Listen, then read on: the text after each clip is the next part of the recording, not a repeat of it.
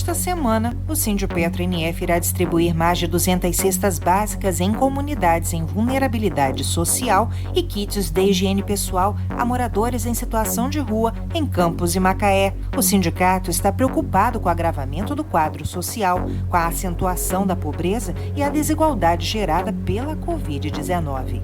Sindipetro NF, em solidariedade com os que mais precisam diante do coronavírus. Todas as terças ao meio-dia, Folha Saúde, aqui na 98,3. Folha FM, oferecimento Clínica Santa Maria, mais completa para dar a você cada vez mais saúde. Melhorar cada vez mais faz parte do nosso dia a dia. No Hospital Pronto Cardio, oferecemos serviços médicos altamente qualificados e nosso laboratório é 24 horas. Realizamos todos os tipos de exames, também atendemos todos os planos e sempre com o compromisso de termos os melhores preços da região. Hospital Pronto Cardio, nós gostamos de cuidar de você. A Proteus, moderna empresa especializada em medicina e segurança do trabalho, está preparada para atender e implantar as necessidades de saúde e segurança do trabalho e do e-social na sua empresa. Acesse proteusmedicinadotrabalho.com.br ou ligue 2725-0878 e conheça todas as soluções inteligentes que oferecemos. Proteus, qualidade reconhecida e certificada ISO 9001-2015.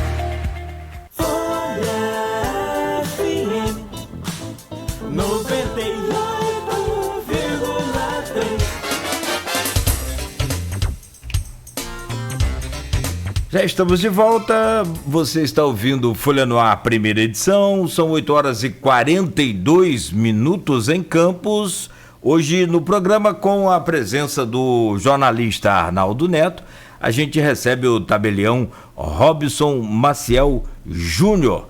Ô Arnaldo, e nesse bloco a gente recapitula aí algumas questões do bloco passado e depois entra também na questão do calendário eleitoral, que é um assunto também riquíssimo aí de detalhes e de debates e opiniões, evidentemente. Vamos lá. Só que a questão do instituto, né, que o Marcos Soares trouxe lá no começo, do IABAS. IABAS. É isso, né? IABAS. Eu sempre confundo o nome desse instituto. Ele já confirmou para a TV Rio, para a Globo Rio, 12 de junho, Campos. Verdadeiro absurdo, né? Deixar isso bem claro aqui, um verdadeiro absurdo, é brincar com a vida do cidadão, como o Dr. Robson colocou aí no primeiro bloco de entrevista. Não tem condições, acho que o Judiciário, o Ministério Público, né, as forças de fiscalização têm que ficar muito atentas a isso, é dinheiro público sem licitação, né, é uma forma que nós estamos em estado de calamidade, né, é absurdo que seja adiado mais uma vez.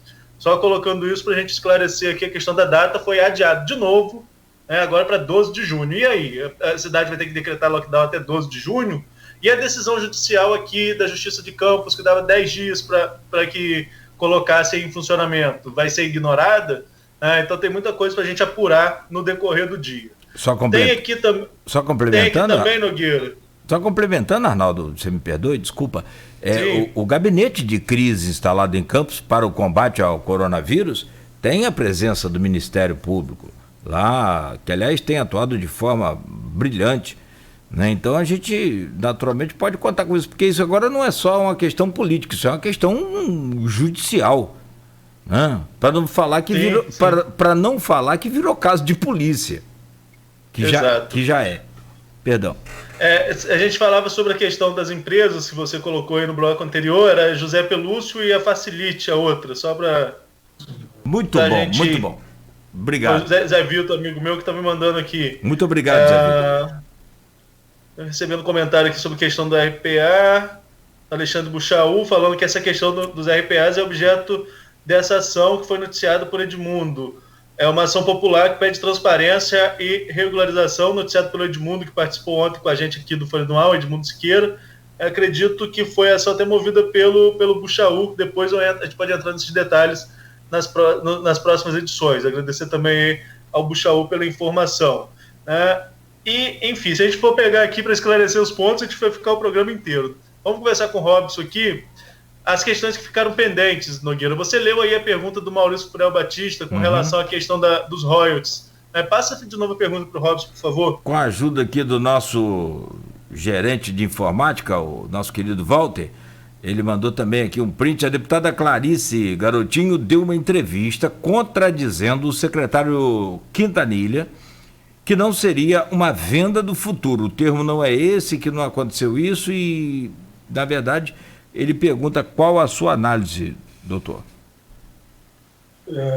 Cláudio, Arnaldo, eu sempre pautei a minha posição sobre esse caso, desde o princípio que eu atuei nesse processo, me afastando da discussão política que sempre permeou essa questão dos royalties. O que eu quero dizer com isso? Venda do futuro, ela é uma expressão que foi cunhada para dividir as opiniões entre a gestão anterior e a atual gestão. O que eu me posiciono sobre esse caso é que o contrato celebrado com a Caixa Econômica na ocasião não observou a autorização da Câmara, que por sua vez se pautava na resolução número 41 do Senado Federal. Se esse contrato ele deveria ser feito num percentual superior a 10% por questões financeiras orçamentárias ou não, é uma outra questão, compreende o que eu quero dizer? Eu ali continuo defendendo a posição jurídica sobre o caso. Ou seja, o contrato foi celebrado ao revés do que tinha autorizado a Câmara Municipal de Campos, que se pautou na autorização da resolução número 41 do ano de 2001 do Senado Federal, que autoriza a antecipação de receita proveniente de royalties de petróleo no percentual de 10%. Agora, a discussão sobre venda do futuro, ela é diferente disso que a gente está falando. Por quê? Ela leva em consideração se a gestão anterior da prefeita Rosinha Garotinho precisava ou não obter o recurso que obteve. E se a gestão atual deveria ou não pagar o recurso que foi feito. Sob esse aspecto, eu não tenho elementos para me posicionar. Por quê? Eu nunca geri o orçamento da prefeitura. E que fique claro aqui, eu nunca fiz parte da prefeitura, do Poder Executivo, em nenhum cargo, em nenhuma ação, em nenhum projeto, em absolutamente nada. Então, eu não tenho conhecimento sobre o orçamento da prefeitura. Eu não tenho conhecimento se faltava ou não recurso, tanto na gestão anterior como na atual. Então, isso efetivamente precisa, essa disputa aí de narrativas, se precisava ou não do recurso, se vendeu ou não, ela realmente tem que ser enfrentada por aqueles que geriram e gerem o orçamento. Eu não. Eu fiz ali e continuo fazendo uma análise específica sobre o aspecto jurídico da coisa. O contrato não respeitou a autorização da Câmara e, por isso, eu, como procurador da Câmara, consegui lá no tribunal a decisão que fez valer os 10%. Então, eu peço desculpas ao ouvinte, no sentido de que permaneço com essa posição jurídica sobre o caso e deixo que o aspecto político seja discutido por aqueles que geriram e gerem o orçamento da cidade. Certo. Robson, não sei, Nogueira, tem mais alguma pergunta que for pendente, se você queira fazer, ou a gente passa para o último tópico aí, que é a questão do calendário eleitoral? Pode passar para o último tópico com relação à explicação também do doutor Alexandre, você já falou, então vamos para fechamento. Beleza. Está até aí no blog do Nino Belliene agora, o Dr. Robson, que já chegou, o Senado fez aí um novo calendário, uma proposta de um novo calendário eleitoral, adiando para 6 de dezembro a eleição. Segundo a matéria aqui do Nino, deixa eu abrir aqui o blog dele, o Nino Belliene tem um blog hospedado no site da Folha da Manhã, deixa eu abrir aqui, está atualizando, um minuto, o Senado apresenta uma PEC, uma proposta de emenda à Constituição, adiando as eleições de 4 de outubro para o dia 6 de dezembro, no primeiro turno. Não fala aqui, ao menos no início da lei, sobre a questão de eventual segundo turno. Deixa eu ver se eu acho aqui, fazer uma pesquisa rapidinho. Segundo turno, não tem aqui, mas deve ficar então para as festas de fim de ano, né? O segundo turno. Mas só que eu já tinha visto algo, deixa eu voltar aqui a tela, enfim. Eu já tinha visto algo, Dr. Robson, de que seria uma decisão do Congresso, ou seja, uma comissão mista entre a Câmara e o Senado. Essa mudança do calendário, é bom a gente destacar aqui, tem que passar pelo Congresso, porque é uma lei, né, e tem que ser alterada. Como que o senhor que já atuou em vários processos eleitorais, assim, aqui na região, sobretudo, como você está vendo essa movimentação para mudança de calendário eleitoral devido a essa pandemia? Perfeitamente. Desde o início da pandemia, a gente já começou a ouvir a discussão sobre a alteração do calendário eleitoral, que, na minha opinião, é inevitável. Então, a gente está vendo aqui, a gente já está no mês de maio, né, já passamos do meados de maio e continuamos com tudo paralisado. Então, o calendário eleitoral, para quem atua com direito eleitoral, já está comprometido, né? Então, isso é inevitável. Mas agora falando sobre a discussão política em Brasília para alterar ou não e para quando. Desde o início a gente vem escutando que a opinião do ministro Luiz Roberto Barroso, que vai assumir a presidência do Tribunal Superior Eleitoral, é que as eleições ocorram neste ano. Isso aí eu estou dizendo assim, informalmente, o que a gente vem ouvindo pelos operadores do direito eleitoral. E, recentemente, há poucos dias, o presidente da Câmara, Rodrigo Maia, deu uma declaração pública dizendo que quase a unanimidade da Câmara se posicionou no sentido de adiar as eleições para dezembro sem prorrogar mandatos. Então, me parece que a grande preocupação de Brasília é não haver prorrogação de mandato dos atuais prefeitos que estão no cargo. Eles estão trabalhando, então, com dois elementos, duas variáveis. A primeira, a necessidade de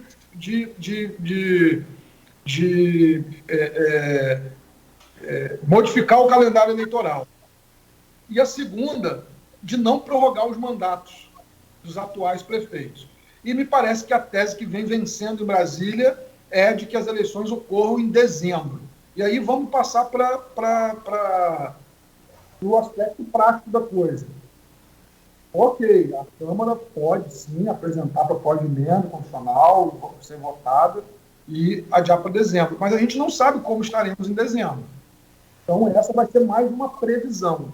Isso vai mexer, obviamente, com todo o calendário eleitoral, e a gente é bom dizer para as pessoas que nos assistem que o calendário eleitoral ele não se encerra no dia da votação. Na verdade, o dia da votação é o marco principal do calendário eleitoral, que é antecedido por alistamento eleitoral, filiação partidária, convenções partidárias, registro de candidatura, propaganda eleitoral, eleição.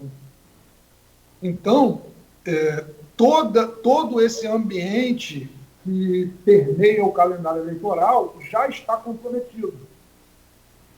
E, obviamente, que se isso for transferido para dezembro, o Congresso Nacional terá que ser muito claro nessa proposta de emenda constitucional, no sentido de que todos esses eventos anteriores precisarão estar regulados. Ou seja, a gente vai reabrir o alistamento eleitoral, vai reabrir a filiação partidária, vai reabrir o domicílio eleitoral, que antecede também o prazo de 6 meses do pleito, vai reabrir a janela partidária, por exemplo, para aqueles vereadores que queiram modificar a legenda partidária para disputar a eleição por outro partido. Então, tem uma série de nuances que terão que ser enfrentadas. Vai reabrir, fazendo outro parênteses, a questão dos prazos das inelegibilidades. Por exemplo, pessoas que estariam inelegíveis até 4 de outubro, que seria a eleição, e de repente, dia 5 de outubro, voltam a ficar elegíveis, elas podem participar do pleito de dezembro. Então, isso tudo são argumentos, são situações que a gente vai precisar enfrentar na medida em que efetivamente for alterado o calendário eleitoral. Senão, a gente vai ficar realmente conjecturando coisas que podem sequer acontecer. Nessa proposta que o Nino trouxe aqui, eu acabei achando do Randolfo Rodrigues, senador, assinado por vários senadores, entre eles o senador Romário, aqui do Rio de Janeiro. Ele transfere do dia 4 para o dia 6, o segundo turno seria no dia 20. Muito rápido, 2 semanas só, 6, 13, 20. Na verdade, enfim, de 4 de outubro para 6 de dezembro, o primeiro turno. Perfeito. E do final de outubro para 20 de dezembro, o segundo turno, onde houver. Ainda tem, né, doutor Robson, o seguinte: você dá posse, na verdade, homologar resultado, dá posse, toma posse no dia 1º. Um calendário meio apertado, né? Vai ficar bem apertado. É uma situação desafiadora, tanto para o Poder Legislativo Nacional, Câmara dos Deputados e Senado, quanto para o Tribunal Superior Eleitoral e tribunais regionais eleitorais, e também para as câmaras municipais, porque poucas pessoas têm atuação nisso, mas quando se termina o processo eleitoral, a Câmara Municipal precisa instaurar sua mesa diretora, precisa dar posse ao prefeito eleito, precisa efetivar uma série de liturgias e documentações para fazer valer aquele resultado eleitoral. Isso tudo num período muito curto de tempo, que, obviamente, que é o recurso infungível que ninguém consegue recriar, que é o nosso tempo, né? O Senhor de todos os senhores. Fazendo uma pergunta para... Posso fazer, Arnaldo?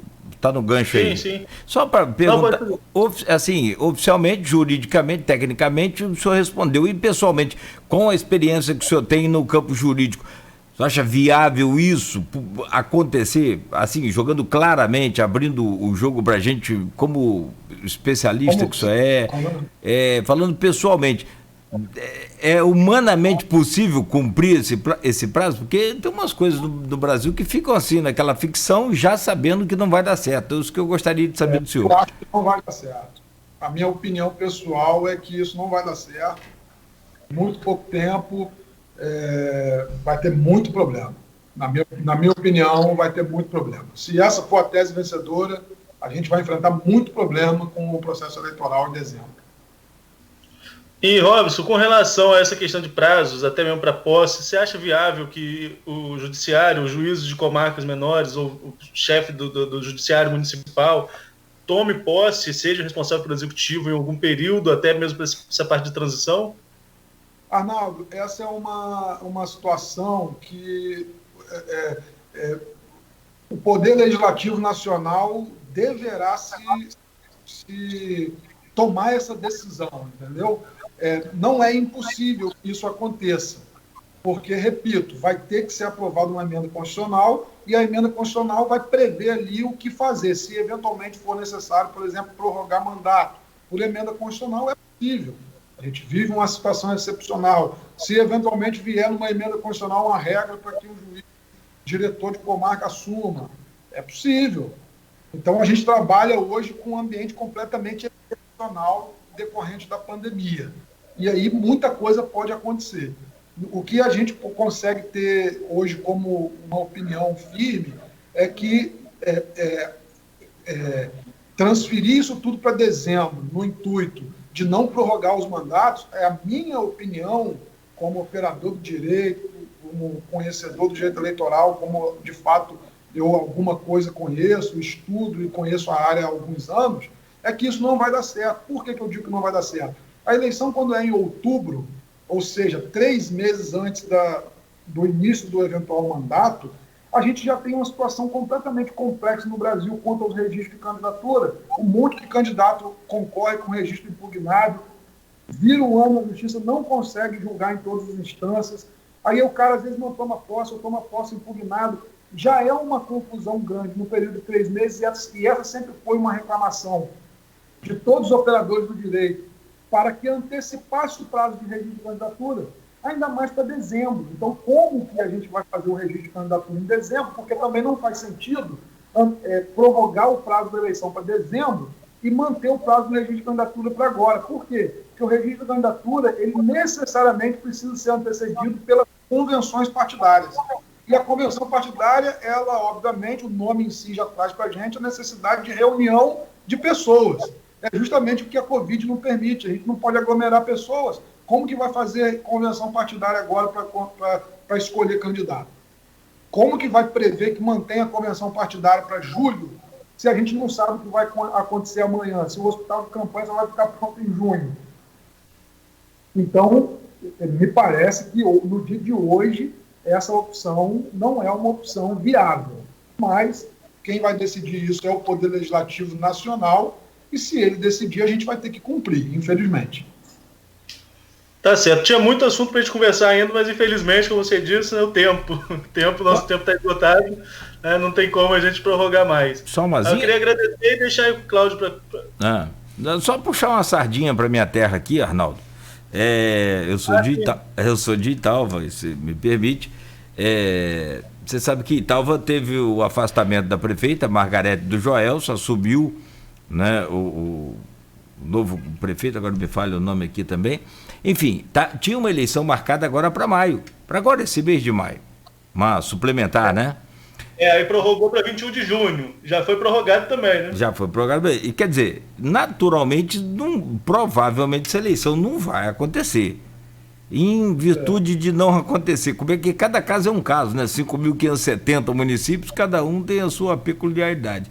Isso altera alguma coisa ou cancela e deixa o atual prefeito fechar o mandato? Nesse caso das suplementares, eu acredito que não vão acontecer e os atuais prefeitos em exercício vão ter que encerrar o mandato. A solução vai ser essa mesmo. E nas eleições regulares, se mantiver para dezembro, a opinião minha é que provavelmente quando chegar ali em novembro vai precisar votar outra PEC para mudar o calendário.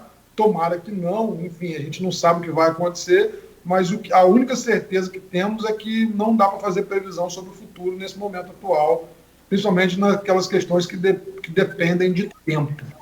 A gente não sabe o que vai acontecer. Me parece que ontem, inclusive na China, já estava sendo identificado uma outra onda de Covid, enfim. É o que temos para hoje, né? O comentário que a gente pode fazer hoje é esse. Perfeito. Ok. Perfeito, então, meu caro Arnaldo, alguma coisa a mais aí?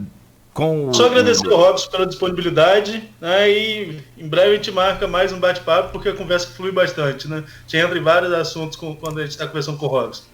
Robson é tranquilo.